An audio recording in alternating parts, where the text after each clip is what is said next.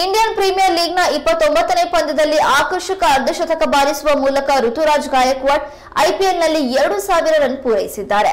ವಾಂಖೇಡೆ ಸ್ಟೇಡಿಯಂನಲ್ಲಿ ನಡೆದ ಮುಂಬೈ ಇಂಡಿಯನ್ಸ್ ವಿರುದ್ಧದ ಈ ಪಂದ್ಯದಲ್ಲಿ 3ನೇ ಕ್ರಮಾಂಕದಲ್ಲಿ ಕಣಕ್ಕಿಳಿದ ಋತುರಾಜ್ 40 ಎಸೆತಗಳಲ್ಲಿ 5 ಸಿಕ್ಸ್ ಹಾಗೂ 5 ಫೋರ್ಗಳೊಂದಿಗೆ 69 ರನ್ ಬಾರಿಸಿದ್ರು.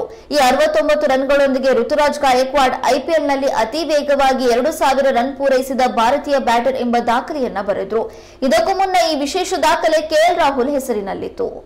100ಕ್ಕೂ ಹೆಚ್ಚು ಗೂಂಡಾಗಳ ಮೂಲಕ ನನ್ನ ಹತ್ಯೆಗೆ ಯತ್ನಿಸಿದ್ದಾರೆ ಎಂದು ಆರೋಪಿಸುವ ಮೂಲಕ ಸಚಿವೆ ಲಕ್ಷ್ಮೀ ಹೆಬ್ಬಾಳ್ಕರ್ ಮತ್ತು ಬೆಂಬಲಿಗರ ವಿರುದ್ಧ ಮಾಜಿ ಶಾಸಕ ಸಂಜಯ್ ಪಾಟೀಲ್ ಬೆಳಗಾವಿ ಶಹಾಪುರ ಪೊಲೀಸ್ ಠಾಣೆಗೆ ದೂರು ನೀಡಿದ್ದಾರೆ. ಅವಾಚ್ಯ ಶಬ್ದಗಳಿಂದ ನಿಂದಿಸಿದ್ದು, ನನಗೆ ಜೀವ ಬೆದರಿಕೆ ಹಾಕಿದ್ದಾರೆ. ಗಾಜಿನ ಬಾಟಲ್, ಕಲ್ಲುಗಳನ್ನ ಹಿಡಿದು ಮನೆಯೊಳಗೆ ನುಗ್ಗಲು ಯತ್ನಿಸಿದ್ದು, ಬೆಲೆ ಬಾಳುವ ವಸ್ತುಗಳನ್ನ ನಾಶಪಡಿಸಿದ್ದಾರೆ.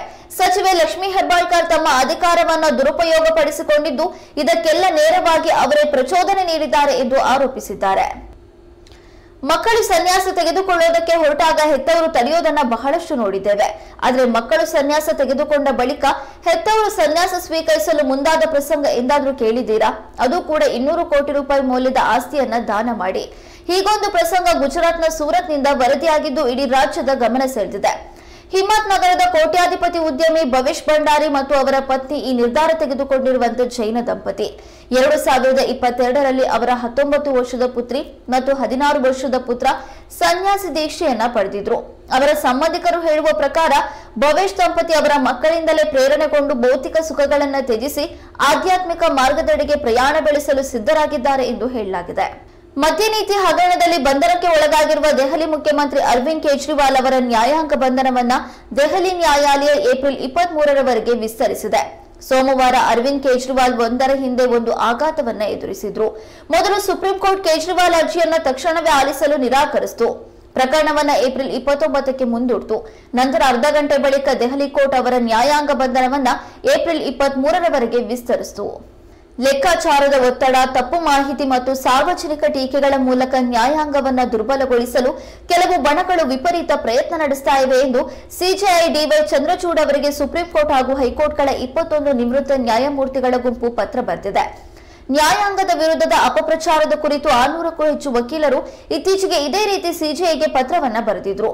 ಈ ಟೀಕಾಕಾರರು ಕ್ಷುಲ್ಲಕ ರಾಜಕೀಯ ಹಿತಾಸಕ್ತಿಗಳು ಮತ್ತು ವೈಯಕ್ತಿಕ ಲಾಭಗಳಿಂದ ಪ್ರಚೋದನೆ ಪಡೆದಿದ್ದು, ನ್ಯಾಯಾಂಗ ವ್ಯವಸ್ಥೆಯಲ್ಲಿ ಜನರ ವಿಶ್ವಾಸವನ್ನ ಕೆಡಿಸುವ ಗುರಿ ಹೊಂದಿದ್ದಾರೆ ಎಂದು ನಿವೃತ್ತ ನ್ಯಾಯಮೂರ್ತಿಗಳ ಗುಂಪು ಅನಗತ್ಯ ಒತ್ತಡಗಳಿಂದ ನ್ಯಾಯಾಂಗವನ್ನ ಕಾಪಾಡುವ ಅಗತ್ಯ ಎಂಬ ಶೀರ್ಷಿಕೆಯ ಪತ್ರದಲ್ಲಿ ಎಚ್ಚರಿಕೆ ನೀಡಿದೆ.